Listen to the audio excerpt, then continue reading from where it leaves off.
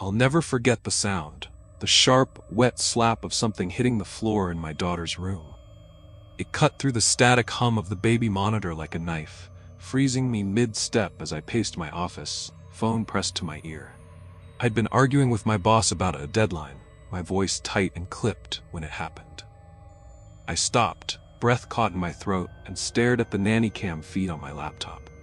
The screen flickered, showing Lila's crib in grainy black and white, her tiny body curled under the blanket, her chest rising and falling. And then there was her, the new babysitter, standing in the corner, her head tilted at an angle that made my stomach lurch. It wasn't just odd, it was impossible, like her neck had unhinged itself. I blinked and the feed glitches. When it cleared, she was gone. That was when the fear sank in, deep, primal, the kind that hooks into your bones and won't let go. I mumbled something to my boss about a family emergency, hung up, and grabbed my keys. My office was only 10 minutes from home, a small mercy of living close to the industrial park where I worked. The rain was coming down hard, drumming against my windshield as I sped through the wet streets, wipers slashing uselessly at the blur. I didn't care about the speed limit or the slick roads. Something was wrong with my baby, and I'd left her with her. I had to get home. Let me back up though. I need to tell this right, piece by piece, because it's the only way I can keep my head straight. Maybe if I write it down, I'll understand what's happening, or at least convince myself I'm not crazy. It was a Monday night, dreary and cold, the kind where the rain beats against the windows like it's demanding to be let in. I was at the kitchen table, Lila squirming in my lap, her little fists batting at my face while I tried to feed her a bottle with one hand and type an email with the other. The divorce had hit me hard 3 months ago, leaving me alone with a crumbling house and a toddler who deserved more than I could give. Jake, my ex, was off somewhere with his new girlfriend, probably sipping wine in a condo that didn't smell like spilled milk and regret. I was too tired to dig deeper. I needed help, and she was willing. We agreed on a trial night, Monday 6 p.m., and I tried not to feel guilty about handing my daughter over to a stranger. She showed up right on time, stepping out of the storm like she'd been carved from it. The rain was torrential, turning the street into a river, and she stood on my porch in a long gray coat, water dripping from its hem. Her hair was dark and plastered to her head, and her eyes, pale blue, almost glowing, cut through the dim light. She smiled, a small, tight thing, and said, "You must be Haley, I am Elise." That voice again, so calm it felt unnatural against the chaos of the rain. I let her in, muttering apologies for the mess. Lila's blocks strewn across the rug, a pile of unwashed dishes in the sink. She didn't seem to notice. She knelt to Lila's level, moving with a strange, slow grace, and my daughter went still, staring up at her. "She's beautiful," Elise said, her fingers hovering near Lila's face, lingering just a beat too long. I gave her the basics. Bedtime at 7:30, bottle in the fridge, call me if anything's wrong, and bolted for work. The office was close, a squat building just off the highway, which was why I'd moved here after the divorce. Convenience. I kept the Nanny Cam app open on my phone all night, stealing glances between emails. Elise was fine at first.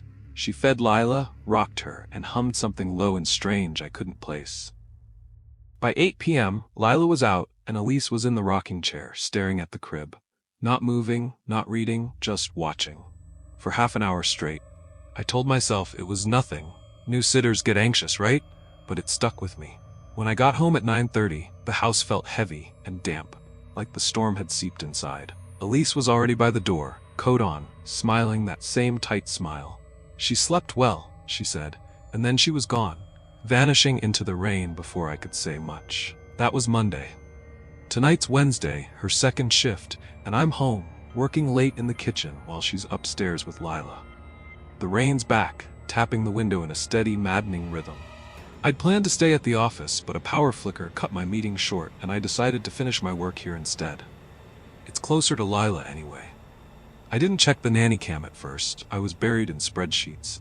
But that sound, that wet slap, dragged me out of it. I went upstairs to check on Lila. The house was dark, the only light a faint glow from upstairs. I set my laptop on the counter, pulled up the feed again, and that's when I saw her. Head tilted, then gone. Now I'm creeping up the stairs, my socks silent on the worn wood, heart hammering so loud I'm sure it'll wake Lila. The hallway's pitch black, except for the sliver of light from her cracked door. The air smells wrong, wet, earthy, like mud tracked in from outside. I nudge the door open, and there she is, Elise, standing over the crib, her back to me, head cocked at that sickening angle. The room's cold, colder than it should be, and there's a puddle on the floor near her feet, dark, thick, glistening. It's not water. It's too red, too alive. Elise? My voice is a whisper, barely audible over the rain. She turns, not like a person, not with her shoulders or hips. Her body stays rooted, and her head just swivels. Those pale eyes meet mine, and her smile stretches too wide, showing teeth that shimmer like they're wet. Haley, She says, her voice a low buzz that I feel in my ribs. you're home early. I can't speak. My eyes flick to Lila. Still asleep, thank God. Then back to that puddle. It's spreading, slow and deliberate, like it's reaching for something. I stumble back, my hand clutching the doorframe, and she steps toward me.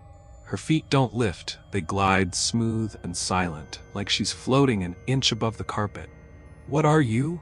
I choke out, my voice breaking. Her head tilts the other way and there's a faint crack. Bone or cartilage, I don't know. I'm here for Lila. She says, soft and certain. She's safe with me. I don't believe her. Not with that neck, that smile, that thing on the floor I can't name. I lunge for the crib, scoop Lila into my arms. She's warm, heavy, alive, and run. My bare feet slip on the stairs, but I don't stop, not until I'm in the kitchen, fumbling for my phone. I dial 911, Lila whimpering against my chest, and the operator's voice is calm, too calm, asking me to slow down. There's something in my house, I stammer. She's not human. Please hurry. The rain's deafening now, pounding the windows like fists. I lock every door, every window, my hands shaking so bad I drop the deadbolt twice. I huddle in the corner by the fridge, Lila clutched tight, the nanny cam still open on my phone. The feed shows her room empty, except for that puddle, creeping wider across the floor.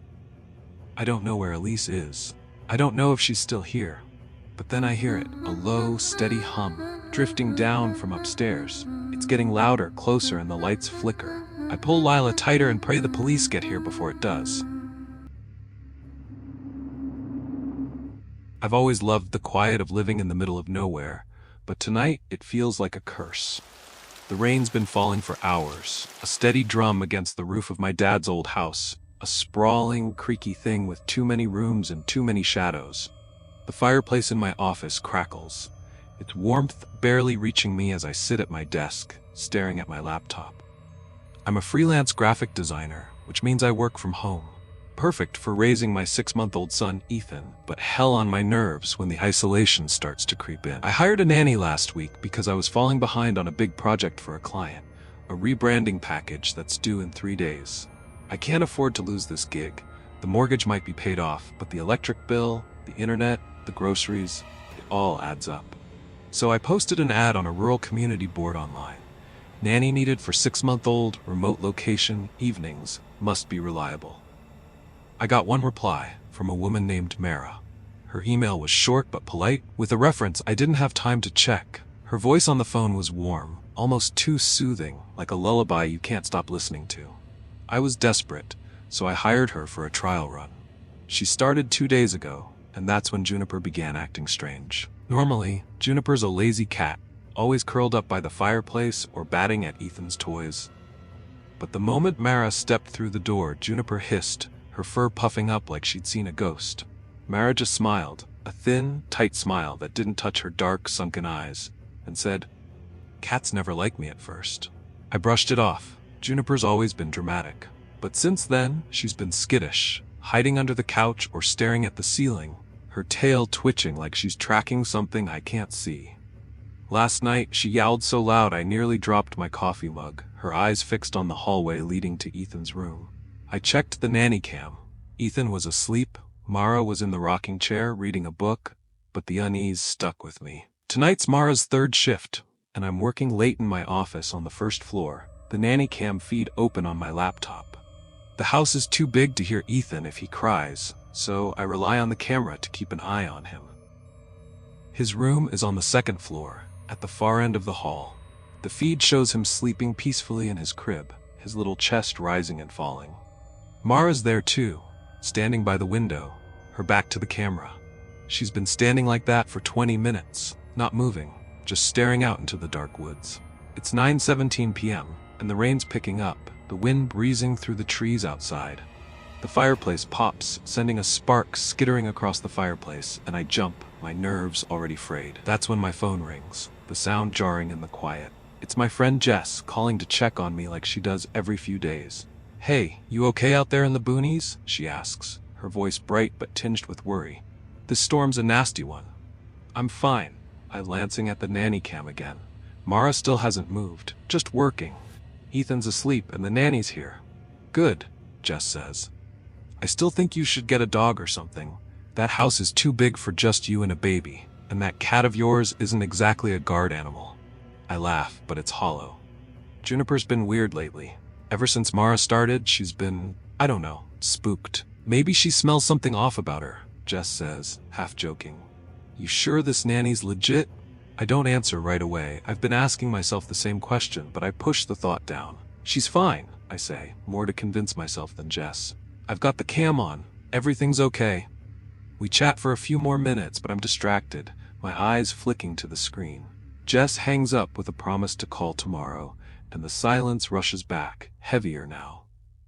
That's when I hear it, a low, guttural growl from Juniper, who's crouched by the office door, her ears flat against her head. She's staring down the hallway, her eyes wide and reflective in the firelight. My stomach twists. I look at the nanny cam, and my breath catches. Mara's gone. The window's still there, the curtains swaying slightly, but she's not in the frame. Ethan's still asleep, but the room feels wrong. The shadows in the corners seem darker, thicker, like they're pooling together. I stand, my chair scraping against the floor, and grab my phone, keeping the cam feed open as I step into the hallway. The house creaks, the old wood groaning under the weight of the storm. A door at the end of the hall, the one to the guest room, swings open an inch, then slams shut, the sound echoing through the house. My heart pounds as I climb the stairs, the air growing colder with every step. The hallway to Ethan's room is dark, the only light coming from the faint glow of his nightlight spilling through the cracked door. Juniper follows me, her growl turning into a low, steady hiss. I push the door open, and the room is empty, except for Ethan, still asleep in his crib. The window's closed, the curtains still, but there's a smell in the air, sharp and metallic, like copper. My eyes dart to the floor, and I freeze. There's a small dark smudge near the crib, like a footprint, but it's too long, too narrow, the toes splayed in a way that's not human. My hands shake as I scoop Ethan into my arms, his warmth grounding me as he stirs, letting out a soft whimper. "Mara?"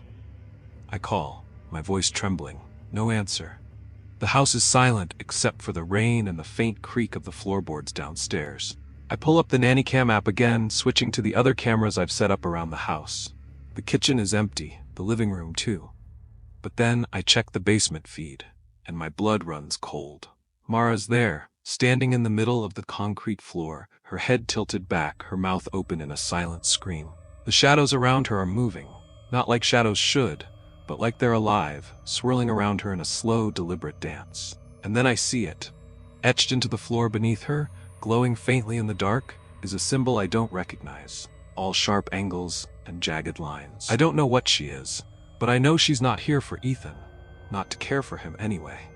My mind races back to Juniper's behavior, the way she'd sensed something I couldn't. Mara wasn't a nanny, she was something else, something that had used my desperation to get inside my home. I clutch Ethan tighter and run downstairs, my bare feet slipping on the wood as I grab my keys and phone. I don't care about the rain or the storm, I need to get out. As I reach the front door, the lights flicker, and that low guttural hum starts again, coming from the basement. It's not a human sound, it's deeper, older, like the earth itself is groaning. I fumble with the deadbolt, my hands slick with sweat, and glance at the cam feed one last time. The basement is empty now, the symbol still glowing, but Mara's gone.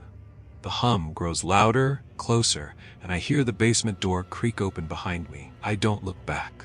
I throw the front door open, the rain hitting me like a wall, and sprint to my car, Ethan crying in my arms. I lock the doors, start the engine, and peel out of the driveway, the gravel crunching under my tires as I speed down the dark, winding road. My phone buzzes. Jess again, but I can't answer. Not now. I keep driving, the rain blurring my vision, until I reach the nearest gas station, 20 miles away. I pull into the lot, my hands shaking as I call the police, my voice breaking as I try to explain what I saw. They searched the house later that night, but Mara's gone. The symbol in the basement is still there, carved deep into the concrete, and the cops can't explain it. They tell me it's probably a prank, some kind of sick joke, but I know better. Juniper knew too. She tried to warn me from the start.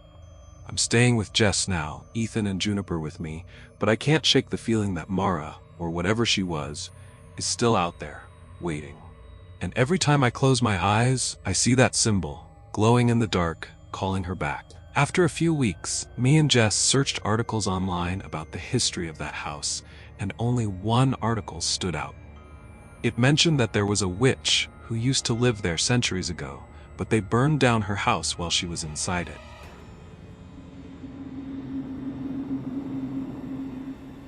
I was 16, perpetually broke, and cursed with the kind of luck that turns a quick babysitting gig into a living nightmare. My phone was at 2% because I'd forgotten to charge it, again, and my sneakers squished with every step, soaked from a puddle I'd misjudged on the walkover. I'd been late leaving the house, as usual, distracted by a fight with my mom about my grades, and now I was stuck trudging through the cold. The house was a hulking relic at the edge of town, its sagging porch and chipped paint framed by an oak tree that clawed at the windows like it was alive. The parents, friends of my aunt, had a quiet kid named Benjamin. 6, brown hair, big eyes, the kind of kid who barely talks. They tossed me $30, barely enough to pay my overdue phone bill, handed over a greasy pizza box, and said they'd be back by midnight. I mumbled a sure, juggling the box in my backpack, already regretting not eating earlier. My stomach growled like it was staging a protest, and my damp socks chafed my heels.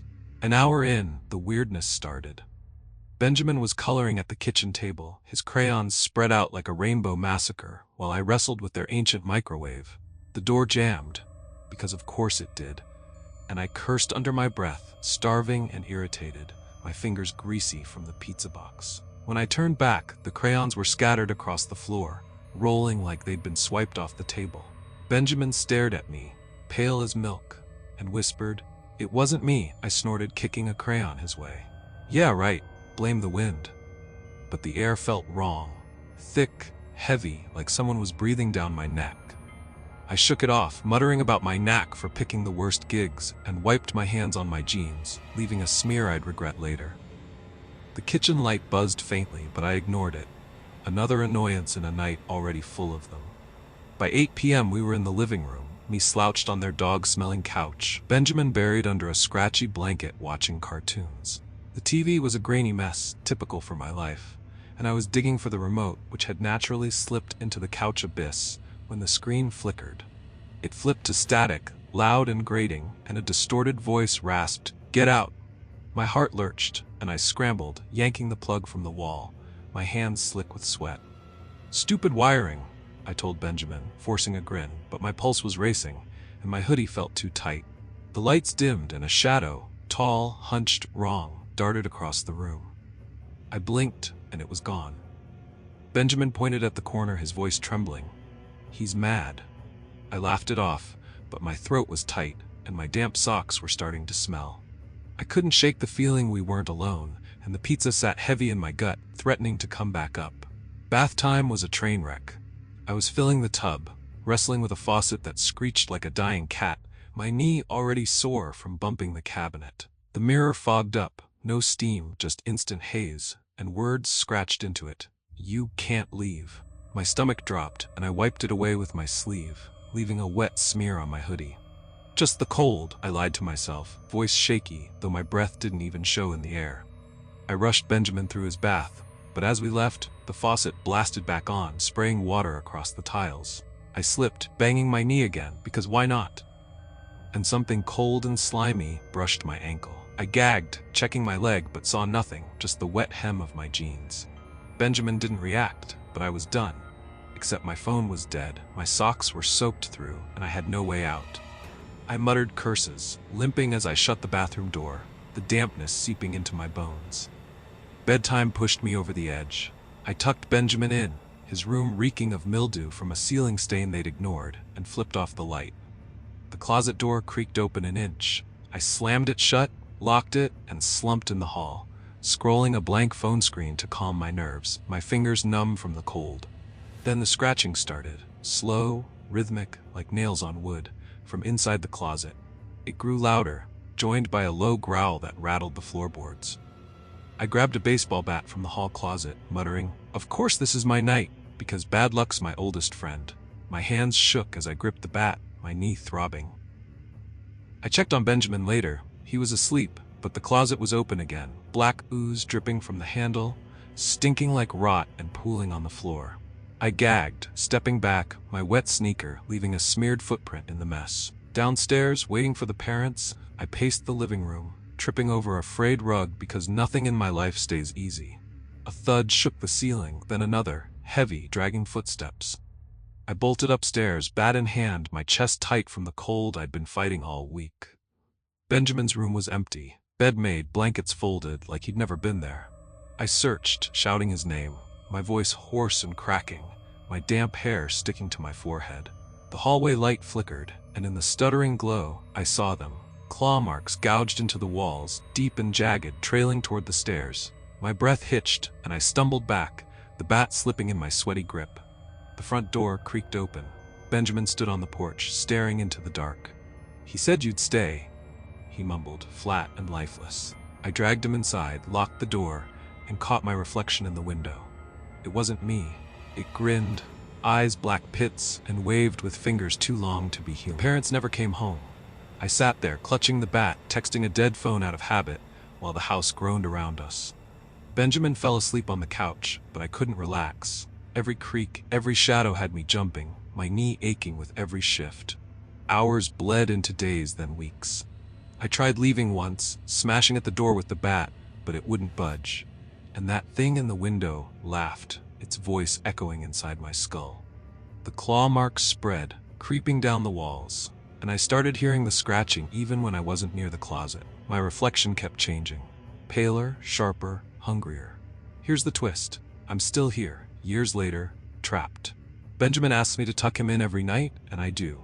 My hands shaking as I pull the blankets tight, my nails longer than they should be. Now when the house goes quiet, I feel it.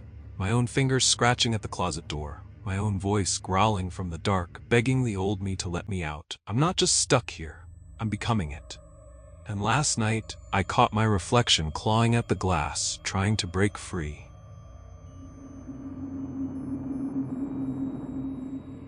The hum crept into my life on a night that felt too still, too quiet, like the world was holding its breath, waiting for something to snap. I was babysitting the Carter brothers, Liam and Ethan, two kids so deep in sleep they might as well have been statues. Their parents were out late, some anniversary dinner, and I was sprawled on the couch with a bag of stale chips and a half-dead phone. It was just past midnight, the house creaking softly under the weight of its own silence when I heard it, a low, vibrating hum. It wasn't loud, not at first, but it was there, seeping through the walls like damp rot. I muted the TV, straining to listen. It was coming from upstairs, from the boys' room. I told myself it was nothing. A toy left on, maybe, or the furnace kicking in. But as I climbed the stairs, each step groaning under my sneakers, the hum grew sharper, more insistent. It wasn't mechanical, not exactly. It had a rhythm, a pulse, like something alive. My stomach twisted as I pushed open their door, the hinges squeaking in protest. Liam and Ethan were still out cold, sprawled across their twin beds, chests rising and falling in perfect sync. The hum was louder here, filling the space, and my eyes darted to their mini record player in the corner. The needle hovered over an empty turntable. No record, no power cord plugged in, just that hum, thrumming through the air like a heartbeat I couldn't see. I stood there, frozen, my breath catching in my throat. The boys didn't stir, not a twitch, not a murmur. I reached for the player, my fingers trembling, and flipped the power switch back and forth. Nothing changed. The hum kept going, steady and relentless, burrowing into my skull. That's when I noticed the shadows on the wall. They weren't right. The dim glow from the nightlight should have cast soft, static shapes, but these were shifting, stretching like fingers clawing at the edges of the room. I blinked hard, telling myself it was a trick of the light, but the hum pulsed louder, and the shadows twitched in time with it. I stumbled back, my heart hammering against my ribs. The hum wasn't just sound anymore, it was pressure, squeezing my temples, making my ears ache. I grabbed my phone to call someone, anyone, but the screen flickered, static streaking across it before it went black. Dead. Useless. The boys still hadn't moved, and I knelt by Liam's bed, shaking his shoulder. "Hey, wake up," I whispered, my voice thin and shaky. His skin was cold, too cold, and he didn't flinch. Neither did Ethan when I tried him next. Panic clawed up my throat, but then I saw it. A faint smile curling their lips, identical and wrong, like they were sharing some secret dream. Downstairs, waiting for the parents, I paced the living room, tripping over a frayed rug because nothing in my life stays easy. A thud shook the ceiling, then another, heavy, dragging footsteps. I bolted upstairs, bat in hand, my chest tight from the cold I'd been fighting all week. Benjamin's room was empty, bed made, blankets folded, like he'd never been there. I searched, shouting his name, my voice hoarse and cracking, my damp hair sticking to my forehead. I barricaded myself in the kitchen, shoving a chair under the doorknob, like that would stop whatever was out there, or in here. The hum was everywhere now, a living thing wrapping around me, tightening. My hands shook as I rummaged through drawers, looking for anything, a knife, a flashlight, something to make me feel less helpless. That's when I found it, a Polaroid tucked under a pile of takeout menus, the edges yellowed and curling. It showed Liam and Ethan, grinning at the camera, but behind them was a third figure, blurry, too tall, its face a smear of shadow. The hum throbbed in my chest, and I dropped the photo, my breath hitching as it hit the floor face up. The figure sharper now, its eyes black pits staring back. The boys' voices drifted down the stairs, soft, sing-song, chanting something I couldn't understand. I bolted to the hallway, peering up. They were still in bed, mouths closed, but the sound was coming from them, layered over the hum like a twisted lullaby. My skin prickled as the air grew heavy, thick with a smell like damp earth and rust. The walls pulsed faintly, veins of shadow snaking across the paint, and I realized the hum wasn't just noise, it was calling something, waking it up. I backed away, my heel catching on the rug, and when I steadied myself, the silhouette from the yard was at the window, its long fingers pressed against the glass, smearing streaks that glistened red. I ran upstairs, driven by some stupid instinct to protect the boys, even though I knew they weren't just kids anymore. Their room was a furnace of sound, the hum a roar that shook the walls. Liam sat up first, his eyes glassy, reflecting nothing, and Ethan followed, their movements jerky like puppets on strings. "You heard it," Liam said, his voice flat, too deep. "You're one of us now." They reached for me, fingers curling, and I saw their nails, blackened, jagged, like they'd clawed their way out of something. The hum surged and my legs buckled, my vision swimming with shapes, faces, hands, mouths pressing in from the dark. I was drowning in it, and part of me wanted to let go. I tore myself away, half crawling down the stairs as the hum chased me, a tidal wave of sound and shadow. The front door was my only shot, but when I yanked it open, the yard was empty. No silhouette, no red streaks, just silence so sudden it hurt. The hum stopped, leaving a void that buzzed in my ears. I staggered outside, gulping air, and glanced back. The boys stood at the window watching me, their smiles wider now, splitting their faces into something grotesque. The house was still, but I knew it wasn't over. Hours later, the Carters found me on their porch, incoherent, clutching that Polaroid. They swore the boys were fine, just sleeping, and the record player hadn't worked in years. But I saw the flicker in their eyes. They'd heard it too once, and they'd chosen to ignore it. The hum didn't let go of me. It's quieter now, a whisper in the back of my mind, but it's growing. Every night, I see those shapes again, sharper, closer, and I feel it pulling me apart, piece by piece. Weeks later, I learned what the hum does. It's not random, it chooses you, burrows into your soul, and feeds. The boys, the Carters, me, we're its vessels. It starts with dreams, then voices, then the shadows come alive. Liam and Ethan aren't kids anymore. They're shells hollowed out, waiting for whatever it calls next. The hum rewrites you, turns your fears into claws that rip you open from the inside. I hear it now, louder each day, and I know I'm running out of time. Last night, I caught my reflection, My smile was wrong, too wide, and my nails were starting to blacken. It's in me, and soon I'll be the one humming.